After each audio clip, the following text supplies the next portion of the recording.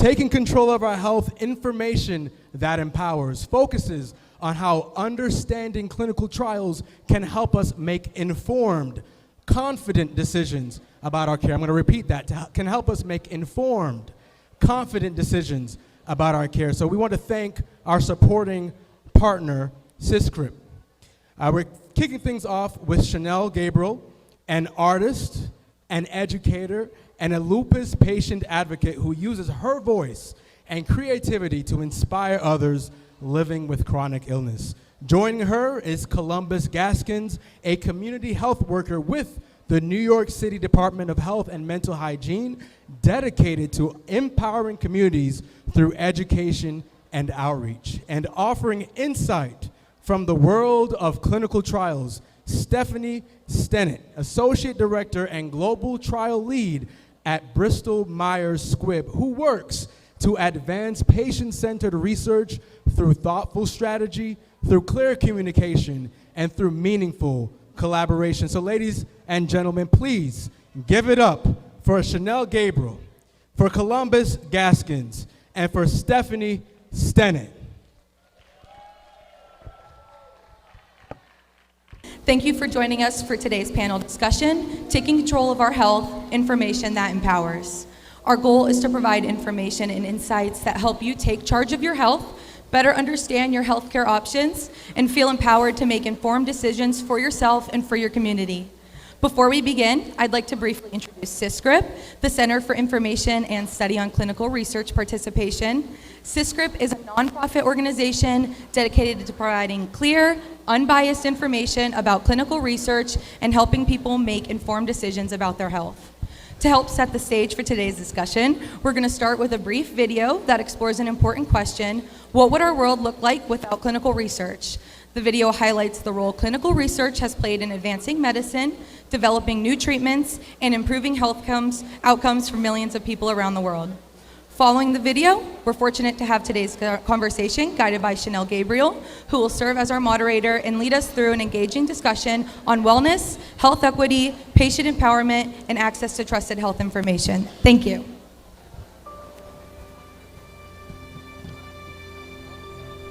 Are you open? Yes, we are. Welcome to the MT Pharmacy. There's nothing on the shelves because we wanted to show what modern medicine would be like without clinical trials. Clinical trials are medical research studies involving patients. They can help discover new medicines or get improved versions of existing medicines. They help us find out if a treatment can work in patients. We'd like to fill these shelves a bit like how clinical trials fill the shelves in a regular pharmacy.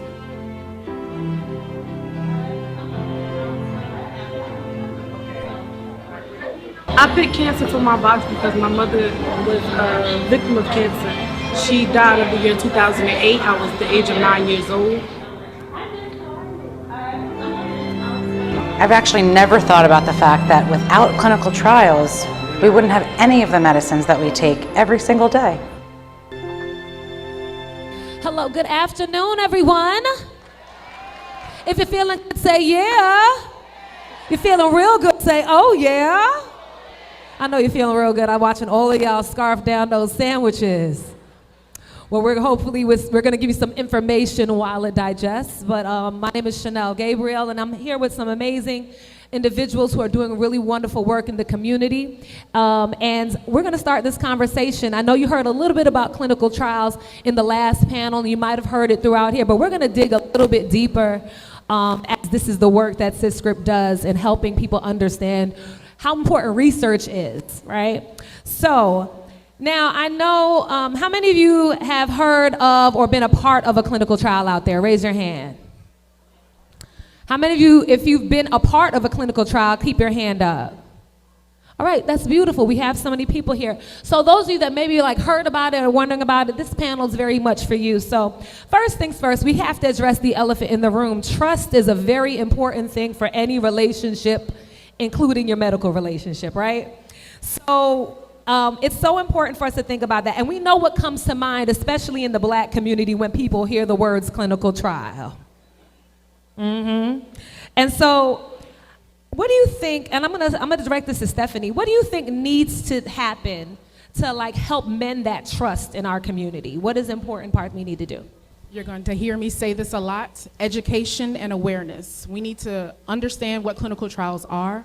We need to ensure that people understand what clinical trials are, what they entail, what the procedures include, the risks, the benefits, and how they can impact your life. Because if you don't have the education, you can't make an informed decision about whether a clinical trial is right for you. So we need to start with education before you ever need to think about a clinical trial. You need to understand where you can access them before you ever get a diagnosis, because the first time you hear about a clinical trial shouldn't be when your doctor is handing you a profound diagnosis that'll change your life. Thank you. So the knowledge is power seems to be a very big theme that we're hearing all day today, right? Now I'm going to bring Columbus into the conversation. And just curious, as a person that's participated in a clinical trial, right?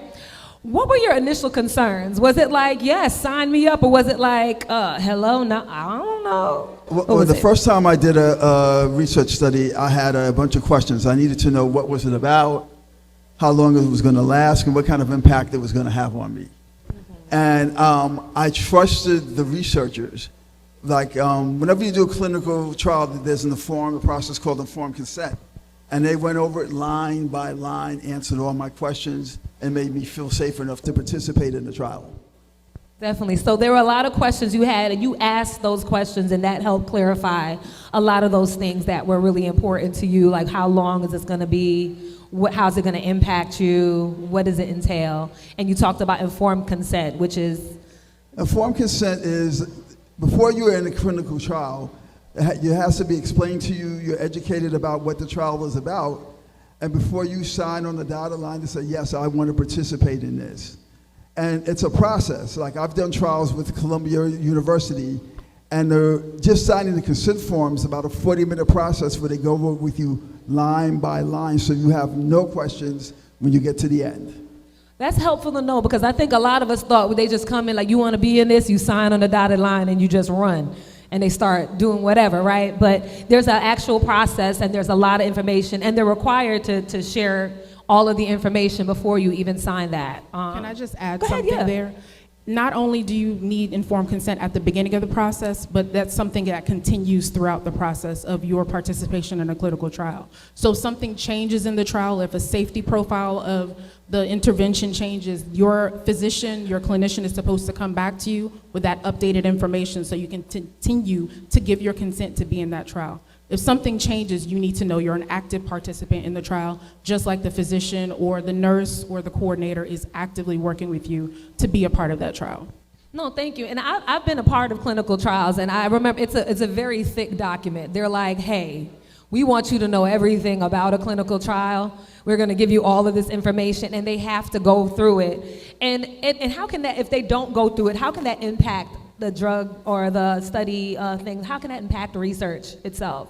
You need to be informed. So if they don't give you all of the information you need to make a decision, or if they don't get all the information they need from you for you to decide together for you to participate, there may be some adverse reactions that you may have because there wasn't information that was divulged to you. So you really need to understand to ensure that they are maintaining that safety profile for you. The most important thing that the doctor or the research staff at your site, wherever you participate in a trial, needs to do is protect you. You're the most important person in that trial. Don't ever let anyone tell you you are not important. You are the most important person in a clinical trial, because you're giving us information that will allow us to create and improve treatments and interventions for you. You're the most important person. So give the information they need, and they should give you the same as well.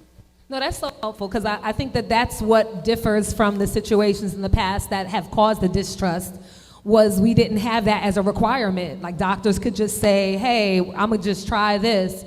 But now we have a whole process that has to go through government regulations in order for that study of the treatment that they're studying or the research to be approved. So that's a really interesting thing. So now, some think that clinical trials are like a last choice decision. It's like nothing worked, this is that. But how can somebody consider like clinical trials as a part of their integrated health? I don't know if that's helpful for you to take that question.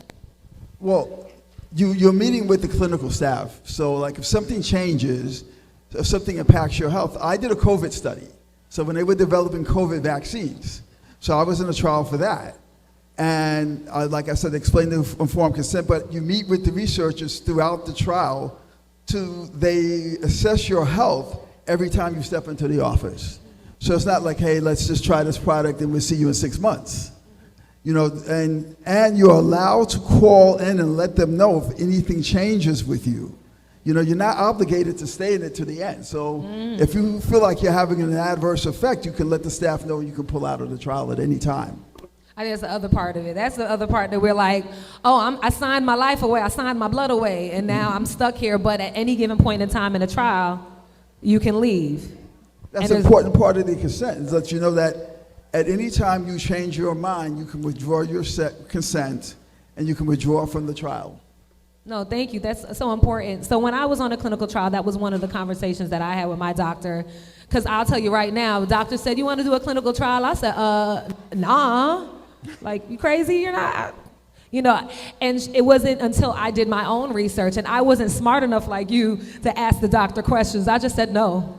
And she was like, how dare you? And I was like, well, you're not explaining it to me. So I did my own research, and that was one of the things that made me feel a little bit more comfortable with a clinical trial, knowing that if I said, you know what, I don't want to do this anymore, they're not like, no, we have your blood, it's ours. They were like, no, you can be withdrawn from the trial. So I used to think trials were like, they would try this research in a mouse and then just start giving it to everybody. So am I the only one that thought that? I'm just like, you're like, how does it start? How does this even happen? And so how do they figure out what are the benefits, that potential benefits? And how do they, let me get my question correct. What allows them to know that trials are safe enough and that they're considering the benefits as well as the risks? Absolutely. So let's talk through what we call the phases of a clinical trial. You are right, it sometimes does start in a mouse, but it doesn't jump immediately to people. Thank you, that's helpful to know. I just wanted to know. So we have something called preclinical research that is done in animals sometimes, and sometimes they do them in simulations. So computer simulations where they're using historical data to understand how a drug may work or an intervention may work in a person. And again, we do have animal models, which may include mouse, it may include monkeys, it may include other animals that have a similar DNA profile to humans. After that, it may go into what we call normal healthy volunteers. It does depend on the condition. Some don't go into normal healthy volunteers, but many do. And we're going to look at the safety profile. This is called phase 1 research. We're looking at the safety profile. We need to understand if there are any adverse effects that we didn't expect based on what that compound, the class of drug it's in. And then we're going to begin to get some information about the efficacy, so how well the drug works to treat something. After that, we'll move into phase 2 research, which will likely be a very small group of people that have that condition. Once we do that, we're going to also look at the safety of the drug and the efficacy of the drug. Again, how well the drug works to treat that condition that we're hoping to treat. That's a small group. And then we also go to phase 3 research, which is going to be a much larger group. Again, now we're focusing on how well the drug works. We're still going to collect safety data. We're always looking at safety data to ensure that the benefits outweigh the risks, that the side effects that you may have are not worse than the actual condition that you have. So that's phase 3. When we have phase 3, we're going to take all of that data. We're going to go to what we call regulatory bodies like the FDA. And if we're in other countries, they also have bodies that will govern how drugs are approved in that country. After that, they'll say, yes, your drug is approved, or no, your drug is not approved. We need more data. If your drug is approved, they may also ask you to conduct what we call a phase 4 research. And that is a study where we're looking at how it works basically out in the wild, out in the community where lots of people can get that drug prescribed to them. So those are all of the phases. These can take several years. We've been able to reduce the amount of time that drug development takes, but it takes a lot of time, a lot of money, and a lot of participation from both the sponsors that create those studies and the people that are ultimately going to use this drug to treat their condition. So most importantly, you, the community that may have a condition that needs to be treated. Thank you. That was like a full breakdown. You all are scientists now, okay? You understand the phases of clinical trials, that it starts out in healthy people that don't have the disease state. and then moves into a small population of people that do have the disease that they're testing for and that are looking for treatment. Then it moves into a larger group, and then nice to know after, even if it's approved, they're still studying and making sure that things are safe for the community. So thank you for clarifying that. I feel just a little bit smarter right now. So Columbus, going to ask you a question. Now, this is for you, and this is in referencing my gentleman out there. Fellas, where you at? Make some noise, fellas. All right, I know the ladies outnumber you here, but we got the fellas in the house, right? So now, I know, and ladies, if you have a gentleman in your life, you know this might be true for you, it is true for me. A lot of men do not like going to the doctor. Am I right? I see all the mm-hmm. Some of y'all men are here because the woman that you love brought you here, right? So why is it so important? I just want to know from you, as somebody that is active in your life, why is it important for men to be more, all right, I hope they're all right.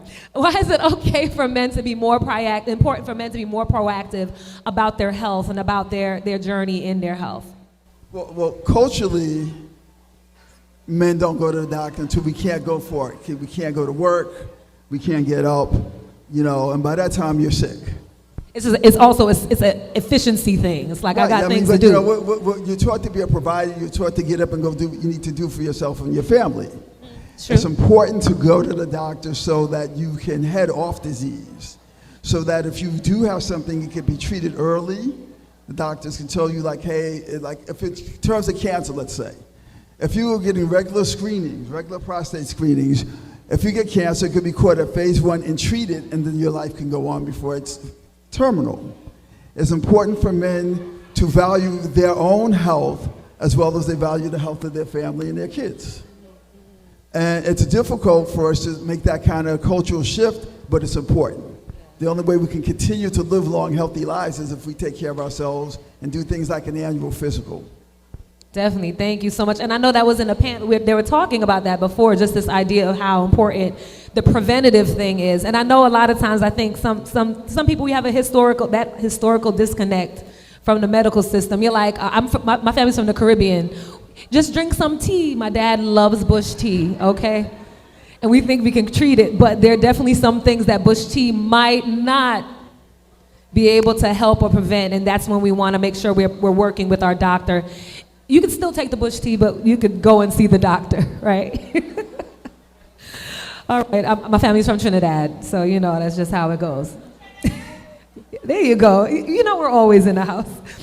All right, so now let's go back to the conversation, because this is really, we want to make sure everybody understands the clinical trial process. And so if I'm a part of a clinical trial, what supports are there for me as just, as myself, but also thinking about somebody else that may have some disabilities, some mobility issues, maybe even learning, they learn differently. What are some supports that exist?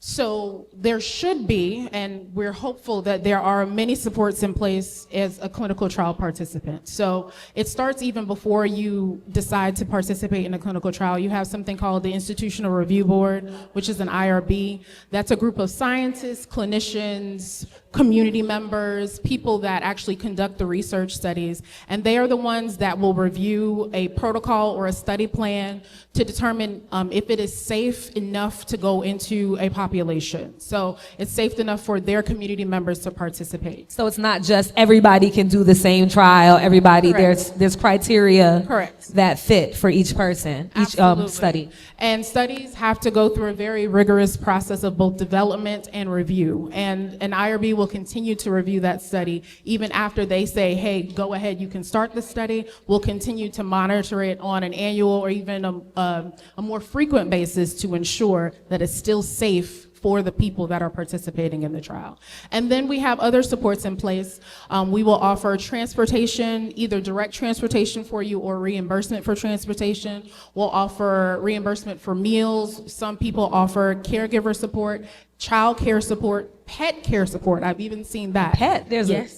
Some people offer that as well. So to ensure that we have things in place so that this clinical trial won't disrupt your life. We understand that you may be coming in to see your physician or see your research organization a lot more frequently than you regularly would, just if you were going to be seen standard of care. So we need to make sure there are things in place that will support you while you participate in a clinical trial. Thank you. I'm trying to keep track of time. We have a couple more questions left, and then we're actually going to open the floor for a couple questions as well. But you know, we're here at Black Health Matters, and we know that a lot of different diseases impact our communities highly. But why does diversity in clinical trials matter? And I'm just to lead with that, just knowing the statistic that the average clinical trial, clinical study, the people that participate are traditionally largely 75% white and primarily male. And so how does that impact research, and why does diversity matter? Either anyone I can take ask. that. So Don't worry, I got a question for you too if you want to follow up. if we don't participate, we won't know if a treatment or drug works for us. And that's the bottom line. If we're not there, we can't have something to work for us if it does not include us. So we need to ensure that the population of people that are affected by a condition are represented in the trials for the treatment that will treat that condition. So we need to make sure that, because there may be differences and nuances in certain subgroups, that's what we call subgroups of race or ethnicity or even gender, what have you, that we need to be able to address in the study so we know how this is going to work in the quote unquote real world. No, that's helpful. Did you want to follow up with them? No, I agree with her 100%. I won't know if it works for me if someone in that trial didn't look like me. It's true. It's true. I remember there was a drug, and I'm not going to name anybody, but I do remember that there was a drug that came out, and this is years ago, where for some reason it didn't seem as effective in African American people. And that's when I remember they were looking at the numbers and realizing that we were not a part of that study. We were not a part of that conversation around the treatment and the dosing and those things that happen. And as a woman, you know, hormones play a role in some of the ways we process things. So it's another reason why diversity matters in clinical trials. Now I have one final question, or should I go to the questions in the audience? Oh, time for Q&A, I was told. I'm glad I at least got that good question out. So I want to open the floor for anyone that has actual questions around this conversation. I see my friend right here. She's like, I'm right here. I love your shirt. Hi, I just want to ask, in terms of clinical trials, what are the qualifications to participate in such a study? So what are some, just to repeat, what are some qualifications to participate in studies? It's going to vary based on the study and the condition. So there may be age requirements. Oftentimes they're conducted in adults who we consider 18 and older. Sometimes there may be some what we call excluding criteria. So if you have another condition, say for example, we're treating heart failure, but you may have a diagnosis or previously had cancer, we may not allow you to participate in the study because there may be some adverse events because of your past medical history. So oftentimes we look at medical history, we look at blood pressure, we look at certain things like that that'll allow us to determine if a person can participate in a trial. And another important thing to say there is that there was a time when clinical trials were so restrictive that we really couldn't enroll them because the inclusion and exclusion criteria were so restrictive. Now companies are working to talk with the community and understand those things that really do happen in everyday life so that we don't exclude too many people from participating in studies. Thank you, thank you. Any other question? Okay, my question is, can you participate in more than one clinical trial if they're related? Can you participate in more than one clinical trial if they're related? Oftentimes not, because what we want to do with clinical trials is understand if the treatment, the specific treatment that we're working on, works for that condition. So if you're taking more than one thing for the specific condition, we won't be able to tell which is giving you the benefit or causing an issue. Now, you can potentially participate in a clinical trial with what we call an intervention or a treatment and like an observational trial, where we're asking you information about your medical condition, your medical history, and your quality of life. But often you can't be in two trials that are interventional, where we're giving you a treatment at the same time. And what's interesting about that, I remember I was in a clinical observational study, which is like them just kind of observing, and it was one that it was studying the relationship between disease and the ratio between hips and waist. That was very, very interesting. I wanted to check my figure out. Oh, we got one over there. We go. Thank you so much. Is clinical trials only medication, or is it other types that you can do without getting medication? And also, where can you find these these trials as well? Perfect question. So the question, just to repeat the question for everybody, is are clinical trials only for medication, and where can you find that? Good questions. I can answer that one. Go ahead. All clinical trials, if it's a clinical trial, it's medication. But there are other research studies. There are behavioral studies that don't include any kind of medication to see what changes people need to make. And you can find clinical studies. You can ask your doctor. If you go to a major medical system like NYU or Mount Sinai, they offer clinical studies. You can check with the panelists here at the end of this with clinical studies that she might know that's available to you. There are also lots of websites that you can check into. So the sponsor of this panel here is called CISCRP, which is a Center for Information and Study on Clinical Research Participation. But CISCRP is the acronym that you can use. Their website and their sources will allow you to find other clinical trials. And then there are government websites as well, clinicaltrials.gov, centerwatch.org. There are a lot of websites that are available. And then if you have community centers or community clinics near you and they participate in studies, they can either help you to enroll into a study they have, or they can direct you to where to find some. We do want to increase the number of clinicians that know about clinical trials, because then they can help to direct you to them as well.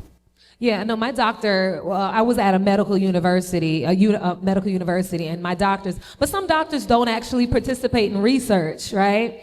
And so they're not recommending it. So being able to, I definitely have called my doctor and said, hey, I found this, I'm gonna do this. And she's like, oh, okay. But I think it's something that sometimes we have to also be proactive to get the care that we want, because doctors are thinking, if they're not involved in research, they might not even know that a new treatment is out. So it goes back to the idea of us being very proactive. We know Google, it can be helpful. Sometimes it's not. Sometimes we Google too much and don't use our doctors, our medical professionals. But at times you can find a lot of information. Where are clinical trials? And so I know clinicaltrials.gov is it's a little harder to navigate. So it's a good site because that is listing every clinical trial that's happening all over the country. And once again, some trials, even if you don't have it locally in your neighborhood, depending on the situation, they actually may find resources for you to travel to be able to take those trials. So don't only count yourself out. But clinicaltrials.gov, and of course, CISCRP has a lot of resources. And if you look, I believe it's on there. It's actually inside of your brochure. If you look up CISCRP, you'll find, Google that, and you'll find a whole lot of information on their website. 2 more questions. We gotta get my friend here too. Go ahead, my friend. Hi, good morning. Well, good afternoon, everybody. This was kind of more of an aha moment. As I was listening to you all, which I'm glad you all are here today, but I was thinking you can participate one way or the other. Go and do the clinical trial, or should you be diagnosed with something and have to get medication, now you find out in real time how it's going to affect you or not. So that was kind of like an aha moment for me. And also being a veteran, I probably done been in so many trials, I don't even know what they did to me, but I digress. Thank you. Thank you for sharing that. Thank you for sharing that. Because the thing is, our doctors, we're fine with doctors prescribing things after it's approved, right? We're fine with that. We don't ask, well, how did y'all try this? We just take usually what our doctors prescribe us, right? The interesting thing about a clinical trial is every step of the way of you being on the trial, you're getting extra visits with doctors. It's also like a way that you get extra care in a sense, because people are constantly trying to follow up with you to see how you're doing. So it's even more than sometimes doctors, when they prescribe things, they might just leave you be. You're actually getting somebody that's following you the whole time. And I think that was something that I appreciated when I was in a clinical trial. You've been waiting so patiently. Go ahead, my friend. So I'm recovering from stroke. I have chronic kidney disease. Is there any clinical trials for me? And my second question is, I hear black doctors on the social media say that drugs like Flomax were not made for black people. And so what kinds of medications without the side effects, sting you, and whatnot, for black men when it comes to prostate cancer? Thank you. Ooh. Well, I would say this. I know that the only person that can give you good recommendations for actual drugs is going to be a qualified doctor, okay? I have a master's in education from Columbia right down the block, but I do not have a medical degree. But I think it was interesting that you said what you started with, just talking about the fact that you have a illness and that there's some drugs out there that are not for people of color or for black people. Can you talk? I'm going to go to the clinician, my friend, not clinician, but my friend over at BMS. Like when you hear conversations of people saying that these drugs are not for us, and that's social media will have a lot of dialogue about healthcare. What are your thoughts about that?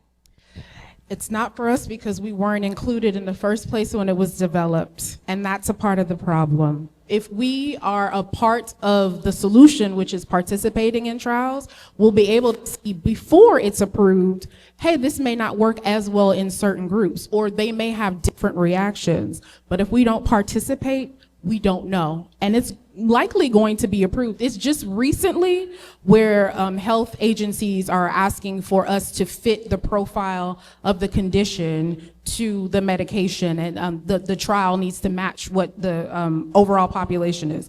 That wasn't the case for many, many years. So things were being approved on mostly white men. And of course, when it gets out into the world, it doesn't work as well in other groups because those people were not tested when that medication was developed. So we have to participate. We have to be a part of the solution.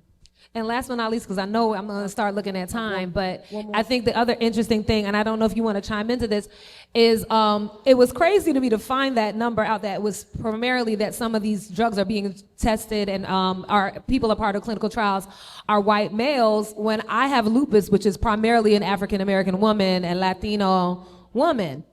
How are you testing a drug that is not even for the demographic? How are we not participating and included in that? And I will say that I do think that there are a lot more conversations happening like this where we're understanding more of the processes. And that trust that we talked about when we first opened up is so important. We do have to move forward. We know that the medical industry historically has done harm to our community. We can't pretend that didn't happen. But we also can't hinder our progress moving forward only by looking at that and not taking steps to understand and better advocate for ourselves through new processes, through new treatments. So with that said, I just want to say, please give a round of applause to my amazing panelists who contributed so much great information. I'm going to bring Brad Gree to the stage, who's going to give some closing thoughts for us. All right. Thank you guys for joining us today. We hope the discussion has provided valuable insights, encouraged meaningful conversations, and empowered you to take an active role in your health and wellness journey. Before you leave, please take a moment to scan the QR code and complete our brief panel survey. Your feedback is incredibly important to us and helps shape future programs and discussions. As a thank you, everyone who completes the survey will be entered for a chance to win a $50 Visa gift card. We also invite you to stop by the SysScript booth, where you can learn more about our free educational resources, connect with our team, and enter our additional raffle drawing for another opportunity to win. Thank you again for spending some time with us today. Enjoy the rest of the Black Health Matters Summit, and we hope to see you again at a future SysScript event. Thank you. Thank you, everyone. Thank you.